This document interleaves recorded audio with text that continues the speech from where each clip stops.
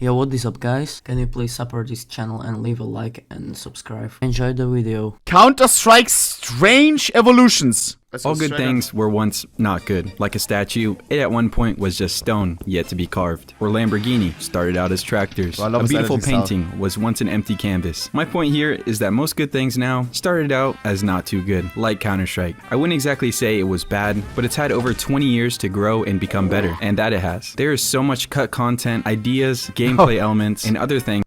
Was? That's not how the game used to look like, oh? Cut content, ideas, gameplay elements, and other things that aren't in the Counter-Strike most people know today. So I decided to download some of these older Counter-Strikes, including the oldest and most obscure versions, and I'm going to try and document my experience with these weird little quirks that eventually became the Counter-Strike we know and love today. Now, I want to make this list going from the oldest Counter-Strike up to the newest Counter-Strike. Starting off with the oldest version of Counter-Strike you can get, Counter-Strike Beta 1.0 from 1999. This was the first ever public release of the game all the way back in 1999. This is also the version of Counter-Strike that was legit just a straight up mod of Half-Life. So not only did you have to own Half-Life to play this, but it also had to be the 1999 WON version of Half-Life, not the one on Steam. This was a pain in the ass to set up. Bro, this is older than 90% probably of Twitch chat. Probably 99% aware. It was worth it because I think it's got some things none of you have seen. Loading up into the game, the first thing you can notice is that all the maps are the CS game mode. In case you didn't know, the only game mode originally in Counter-Strike was the hostage game mode.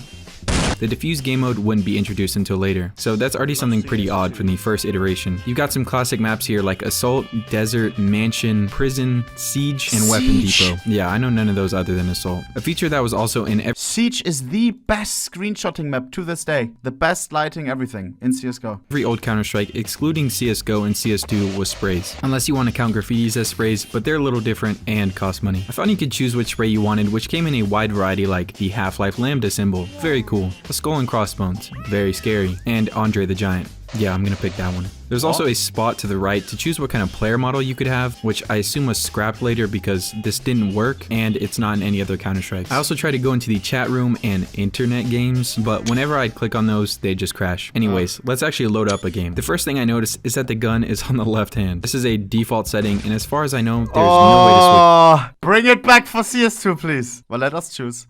The game also had the most atrocious keybinds that I don't even know how to explain that I had to change up. The next thing I noticed was just how horrible the buy menu was in this version. Really, any menu in this game just didn't work properly. The rounds also didn't seem to progress like normal. There was no timer, no money, nothing really indicating that I was playing a match. And since I had no money, I couldn't buy any other guns. I tried using console commands. Also, look how silly the console looks in this game. But none of the console commands worked. Another thing I also noticed was the Glock worked similar to how it's always worked. Just pressing right click would shoot a burst of bullets. But the CT USP didn't actually have a suppressor in this version. If you press right click, it just shoot the gun, so you pretty much had two shoot buttons with this. I was sad that I couldn't test any of the other guns until I realized that I don't even think you could use other guns in this version because there weren't even any sounds for the guns in the files other than the Glock and the USP. Oh, also, there wasn't even a knife in the game. I found this old text file written by someone named Poseidon that described the knife with a big soon to come next to it. This mod was also so jank at the time that there is a description saying to bind different keys, one being the key to rescue the hostage once you take them to the zone, and saying that you might have to press the button multiple times for it to work. Now, let me get to the gameplay side of things. Most maps had these weird cameras, which I'm not gonna lie, were fucking useless. You couldn't even get off the cameras once you started using them until like the weird camera cycle was done. The map mansion and a few others also had light switches. What? Fucking Rainbow Six. What is that? Which is pretty cool in my opinion. The hostages were also just straight up Half-Life scientists.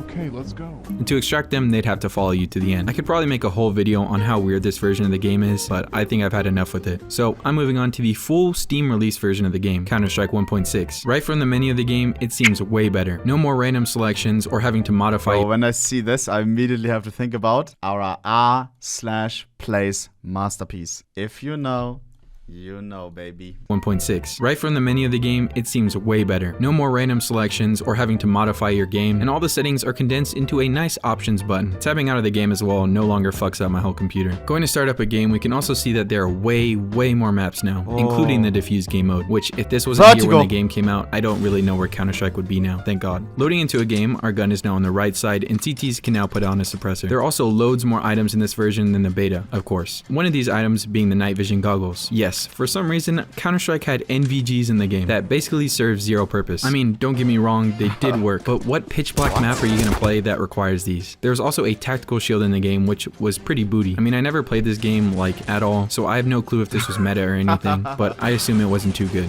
Oh, don't let me forget, because I always forget when playing this game. You need to buy ammo for your guns. No, you didn't get the luxury of getting ammo with the guns you just bought. You had to remember to buy the ammo for the guns. Also, the suppressors on the M4 and USP didn't have them on by default. You could also buy both teams starting handguns from either side, so if you wanted to buy a Glock as a CT, you can. I hope there isn't too much about this game I'm forgetting about, because we're now moving on to one of my first and favorite Counter-Strikes, Counter-Strike Source. It still had players, of course, but most people stuck to CS 1.6. CSS was really meant to demonstrate how Counter-Strike would play on the new and improved Source engine that was used for Valve's new flagship title, Half-Life 2. Such a zoomer, man. All these old CS titles. I joined CSGO 2015. God damn. Most people really dislike this game though, but I never played 1.6, even though I really should. I loved it. I would mainly just play against bots along with my brother on the map DE Chateau for whatever reason. Also, if you were like me, the only reason you had CSS to begin with was because of Gmod, but I digress. Since Counter-Strike Source was meant to show off the new Source engine, which was very proud of its physics, it of course had to have physics objects in it as well. This would allow you to do some pretty stupid things like rolling a barrel over a bomb after you plant it, or being able to move your cover wherever you would like it. A lot of people hated this because it strayed away from the tactical aspect. This game also had night vision in it as well, which was even more useless because the maps were much better lit than CS 1.6. Like I said, this game was mainly just meant to port 1.6 to the Source engine. Were there like strats where teams placed a barrel in a certain spot for like head glitch or something? That sounds so fucking sick, man. Yes. Whoa. Quite similar to the port of CSGO to the Source 2 engine. So all the guns that were added stayed the same. Nothing new was really added. Moving on to our beloved CSGO. Now how boring would it be for me to go to the straight up current day CSGO? I miss it, bro. I haven't played CSGO in so long, man. Shut the fuck up. Good old times, no? Good old fucking times. I want to start with the beta, and not just any beta, the 2011 PAX build beta. This is pretty much the equivalent of the CS 1.0 beta I showed at the beginning of the video, but for CSGO. I really have no clue where to even start with this game because it just doesn't feel like CSGO at all. Well, to be fair, it was made by an entirely different company other than Valve. If you didn't know, CSGO was actually started as a paid project by Hidden Path Entertainment to port over Counter-Strike Source to console. That's why the buy menu in CSGO is a circle, because joystick. The CSGO we know and love today though was the version that Valve eventually took over, but I'll get to that later. First off, this beta version of CSGO made me actually want to die because how hard it was to install. It wasn't supposed to be hard, but for whatever reason my computer just wouldn't open the game. I troubleshooted this for like 3 hours and decided to try it on my laptop, and it worked. So ignore my dookie aim because I wasn't on my PC. Looking at that looks like shit. The game, it doesn't look too dissimilar until you really dig in. Like when you realize that there's actually an unreleased scar in the game, an MP5 that may or may not have had textures, the TMP from other Counter-Strikes that your character reloads like it's made of paper, and the Galil had a scope. The bomb in the game also looked like this goofy giant IED. What is that, bro? Looks like a Happy Meal box. Giant IED, and the CTs used to have a bayonet, and the Ts used to have a flip knife, and there's night vision. Let's just be thankful that this isn't how our CSGO turned out. This was also the first Counter-Strike to introduce Molotovs. Yay. This was also the only version of CSGO. Oh, and there's some posts from pros who say, oh my god, can we please delete the Molotov? Let's keep CS the way it was. It's the same right now with the smoke, the spreadable smoke. Guys, change sometimes is good. Accept it. Trust me.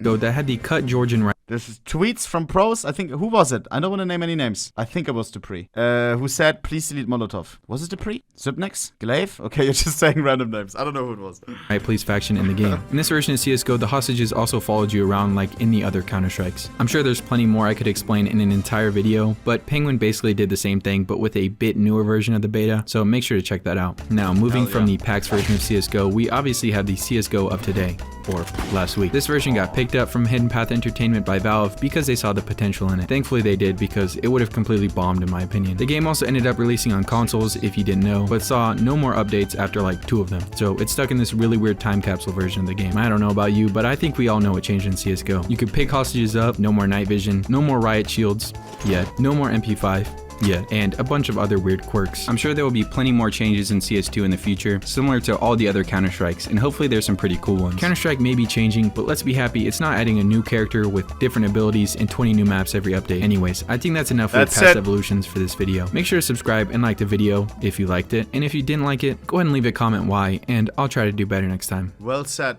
well summarized. I enjoyed that a lot. Once again, if you're not already subbed to Goldec, then do it right now. Move your mouse towards the subscribe button, ring the bell, ding dong. You already know. W video.